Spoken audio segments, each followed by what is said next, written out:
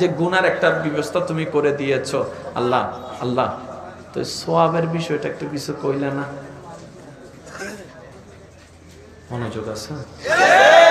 সওয়াবের বিষয়ে কিছু কইলে না? আপনার উম্মতকে কইলেন করতে ফারুক না ফারুক, ভালো কাজের নিয়ত করতে, ভালো কাজের নিয়ত করতে।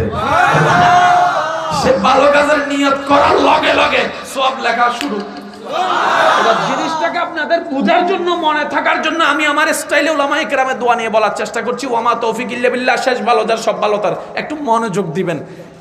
একজন বান্দা মাহফিলে আসার পরে আলেমের ওয়াইজ শুনে মনটা ঘেমার পরে সে নিয়ত করলো সকালে নামাজ পড়লাম, তখন রাত বাজে 11টা। কয়টা? ফজরের নামাজ কয়টা? বলেন 5টা। কয়টা? 11টা বাজে নিয়ত করছে, 5টা বাজে নামাজ পড়বো। ডাইন কাঁধের ফেরেশতা লেগে আর লেখে, লেগে আর লেখে, লেগে আর লেখে, লেগে আর লেখে, লেগে আর লেখে, লেগে আর লেখে।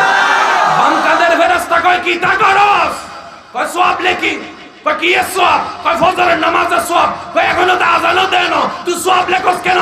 বলে যে তুমি সুপ্রিম কোর্টের রায় কি শুনো নাই? এটা আদম নবীর উম্মত নয়, এটা মূসা নবীর উম্মত নয়, এটা কামলিওয়ালা, মদিনাওয়ালা, নূরুন নবী, হায়াতুন নবী, জিন্দা নবীর উম্মত।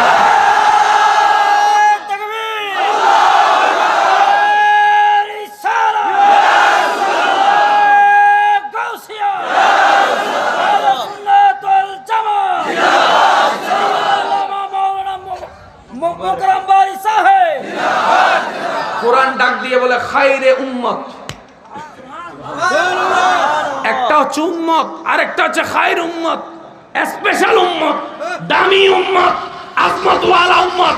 আল্লাহ বলে আমার সৃষ্টি জগতে আমার নবীর মতো যেমন কোন নবী নাই, আমার রহমতের চোখে আমার নবীর উম্মতের মতো দামি কোন উম্মত নাই।